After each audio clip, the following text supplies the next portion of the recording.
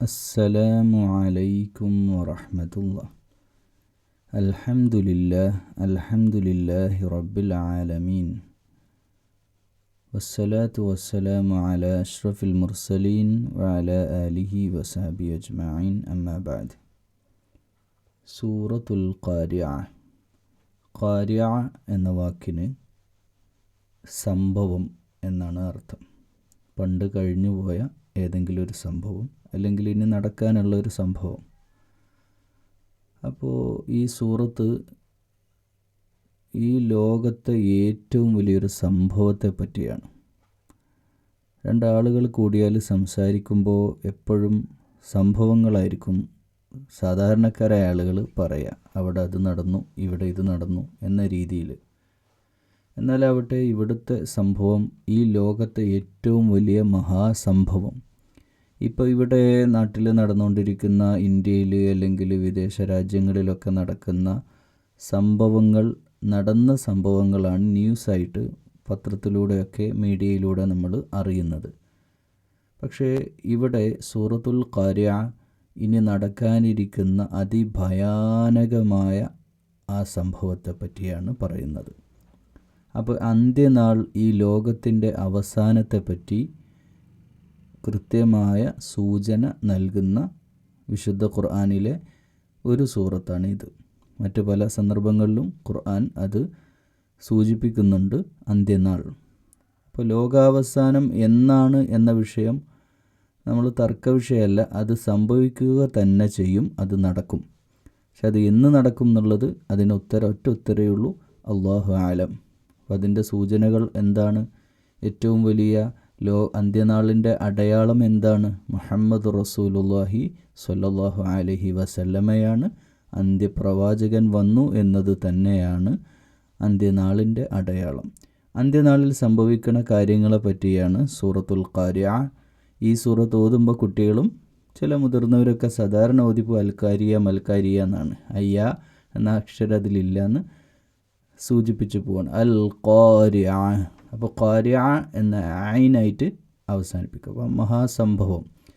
എന്നിട്ട് രണ്ടാമത്തെ ആയത്തിൽ പറയാണ് മൽ ഖാരിഅ. എന്താണ് ആ മഹാസംഭവം?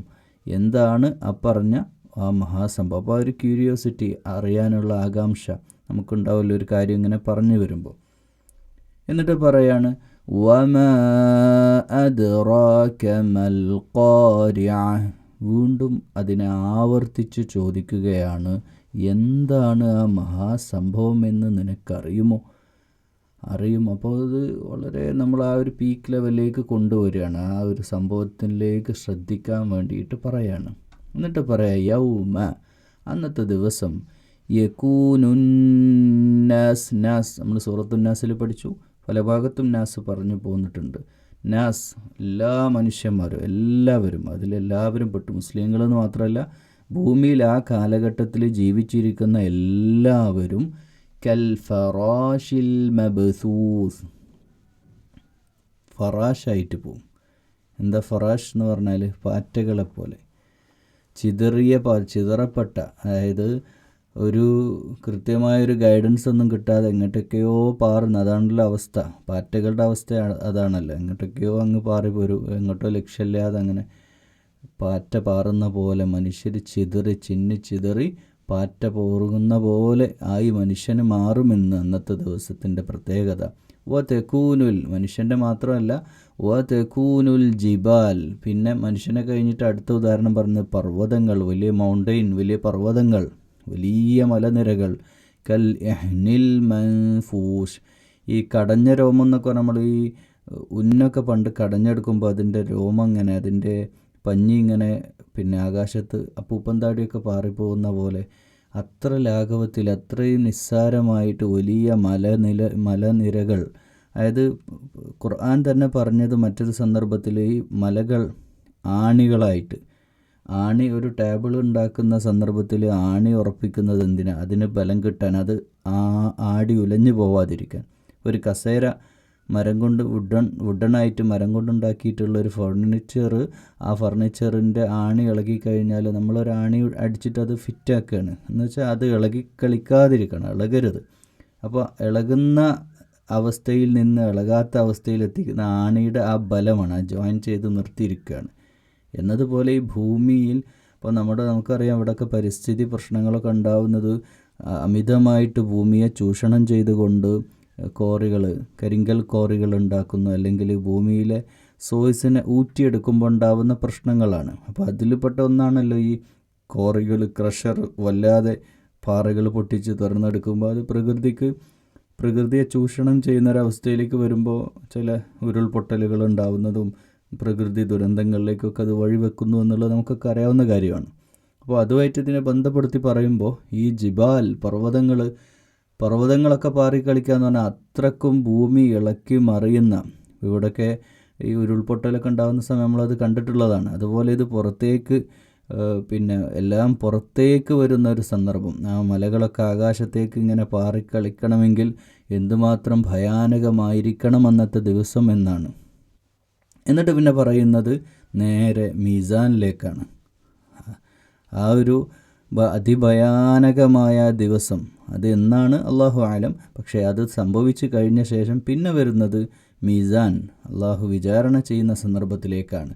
അന്നത്തെ ദിവസം സന്തോഷിക്കാൻ പറ്റുക ഫഅമ്മാ മൻ സഖുലത് മവാസീനു ഫഹുവ ഫീ ഐശത്തിർ റാദിയ. ആരാണോ തൻ്റെ ത്രാസ് സഖുലത്ത് മവാസീനു, തൻ്റെ ത്രാസ്, അതായത് ത്രാസ് എന്ന് പറഞ്ഞാൽ നമ്മളിപ്പോൾ കണക്ക് കൂട്ടാൻ വേണ്ടിയിട്ട് ഒരു സംവിധാനം, പണ്ടത്തെ ത്രാസ് നമ്മൾ ആലോചിക്കുക. ഇന്നിപ്പോൾ മോഡേണായിട്ട് നമ്മൾ നോക്കുമ്പോൾ ഇലക്ട്രിക് ത്രാസുകളല്ല, പഴയ ത്രാസുകൾ. അത് കണ്ടിട്ടുള്ളവർ പഴയ കാലഘട്ടത്തിലൊക്കെ കടകളിലൊക്കെ ധാരാളം അത് തന്നെയായിരുന്നു യൂസ് ചെയ്തത്. കട്ടി വെച്ചൊരു ഭാഗത്ത് 5-ൻ്റെയും 2-ൻ്റെയും അല്ലെ അരയുടെയൊക്കെ കട്ടി വെച്ചിട്ട് തൂക്കുന്നൊരു സംവിധാനം, തൂക്കി നോക്കുന്ന, ഇന്നും പല സ്ഥലത്തും അതുണ്ട്. അപ്പോൾ അത് അങ്ങനെ തൂക്കി നോക്കുന്ന ഫഅമ്മാ മൻ സഖുലത് മവാസീനു ഫഹുവ ഫീ ഐശത്തിർ റാദിയ. ആരുടെ തട്ട് തൂങ്ങിയാൽ, അപ്പോൾ കനം തൂങ്ങുക എന്ന് പറഞ്ഞാൽ കനമുള്ള എന്തെങ്കിലും കയ്യിലുണ്ടോ അവൻ രക്ഷപ്പെടും. നമ്മൾ സാധാരണ മലയാളത്തിലുള്ളൊരു പ്രയോഗം കൂടെയാണത്. കനമുള്ളതുണ്ടോ, അതായത് സമ്പത്തുണ്ടോ എന്ന് പറഞ്ഞ പോലെ തൻ്റെ അമലുകൾ, സൽക്കർമ്മങ്ങൾ, നല്ലത് ചെയ്തത് അമല് നമ്മുടെ അടുത്തുണ്ടോ നമ്മൾ രക്ഷപ്പെടുന്നു. ഫഹുവ ഫീ ഐശത്തിർ റാദിയ. ഐശത്തിർ റാദിയ എന്ന് പറഞ്ഞാൽ റളിയല്ലാഹു അൻഹു എന്ന് പറഞ്ഞാൽ അള്ളാഹു അവരെ പറ്റി തൃപ്തിപ്പെട്ടു എന്ന് സഹാബത്തിനെ പറയുന്ന പോലെ തൃപ്തികരമായ ഒരു ഹാപ്പിനെസ്, അല്ലെങ്കിൽ ഒരു സംതൃപ്തമായൊരു ജീവിതത്തിലേക്ക് അവർ പ്രവേശിക്കും അന്ത്യനാളിന് ശേഷം.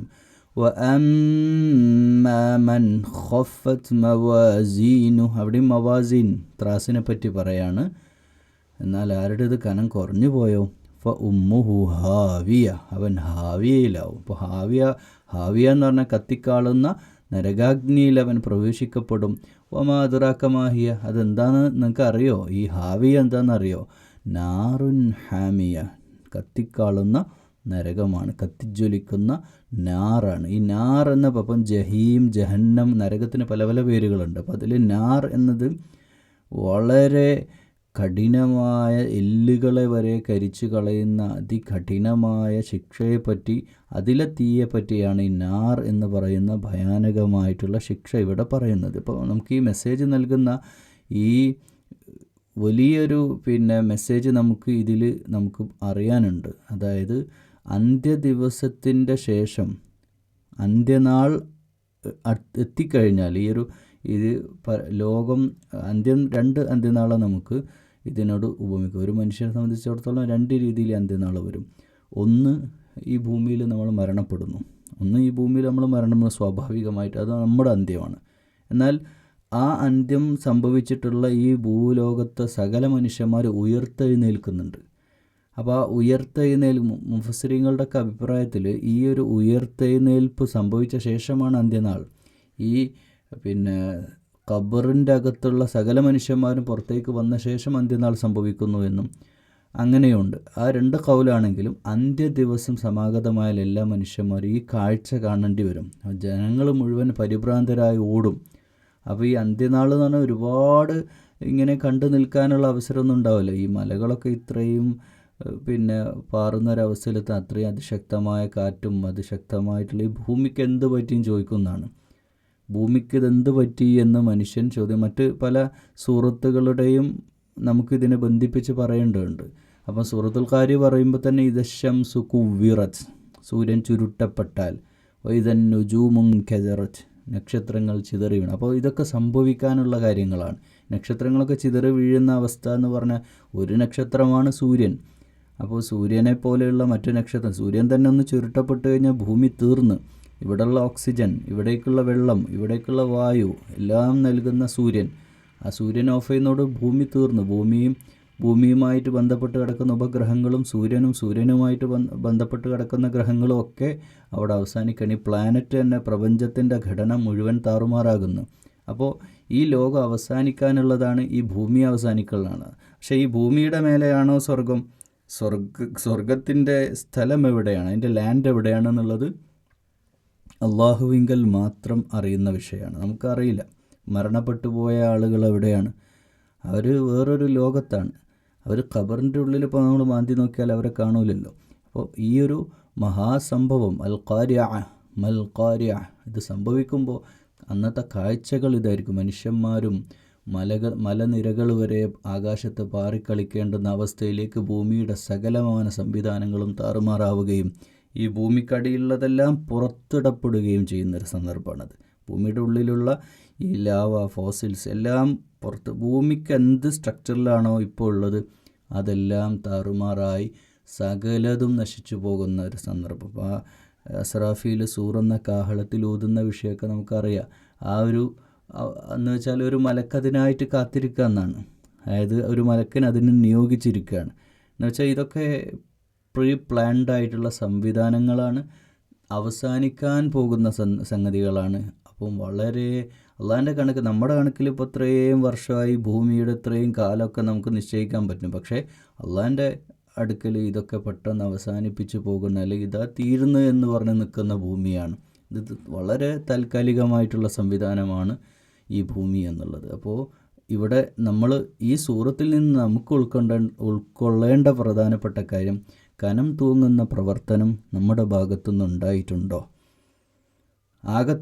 ജീവിതത്തിൻ്റെ ആകത്തുക ഞാനും നിങ്ങളും മനസ്സിലാക്കുകയും ജീവിതത്തിൽ ശ്രദ്ധിക്കുകയും സൂക്ഷിക്കുകയും ചെയ്യേണ്ട. കനം തൂങ്ങുന്നത്, അതായത് എത്രയും ഈ ത്രാസിലേക്ക് കനപ്പെട്ട എന്തെങ്കിലും അമലുകൾ വെക്കാനുണ്ടോ എന്നാണ്. ഈ കനപ്പെട്ട അമലുകൾ എന്ന് പറയുമ്പോൾ അടിവരയിട്ട് മനുഷ്യരുമായിട്ട് ബന്ധപ്പെട്ടുള്ള വിഷയങ്ങളാണ്. ഇബാദത്തിലേക്ക് നമ്മൾ പോകണ്ട.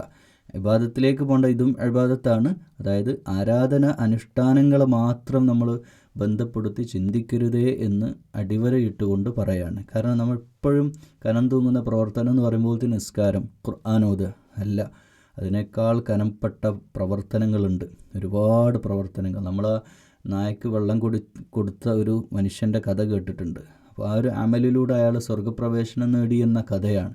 പക്ഷേ അതൊക്കെ പറയുമ്പോൾ അതുപോലെ സഹജീവികളോട്, സഹപ്രവർത്തകരോട്, കൂടപ്പിറപ്പുകളോട്, വീട്ടുകാരോട് കാരുണ്യം, റഹ്മത്ത് കാണിക്കുകയും പരസ്പരം സഹായിക്കുകയും പരമാവധി തന്നാലാകുന്ന ഉപകാരം മറ്റുള്ളവർക്കൊക്കെ നൽകിക്കൊണ്ട് ഈ രാജ്യത്തിനും ഈ ലോകത്തിനും സേവനം ചെയ്തുകൊണ്ട് അള്ളാഹുവിലേക്ക്, അതും അള്ളാഹുവിൻ്റെ വജഹ് ഉദ്ദേശിച്ചുകൊണ്ട് കർമ്മനിരതരാവുക.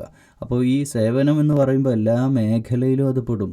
നമ്മൾ ഇത് കേൾക്കുന്ന ഒരു പുരുഷനാണെങ്കിൽ, ഒരു സ്ത്രീ ആണെങ്കിൽ, നിങ്ങൾ ചെയ്യുന്ന ഏത് പ്രവർത്തനമാവട്ടെ, നിങ്ങൾ ടീച്ചറാണോ, നിങ്ങളുടെ ജോലി ഭംഗിയായിട്ട് ചെയ്യുക എന്നുള്ളത് അള്ളാഹിൻ്റെ വജഹ് ഉദ്ദേശിച്ചുകൊണ്ട് ചെയ്യുന്ന അമലാണ്.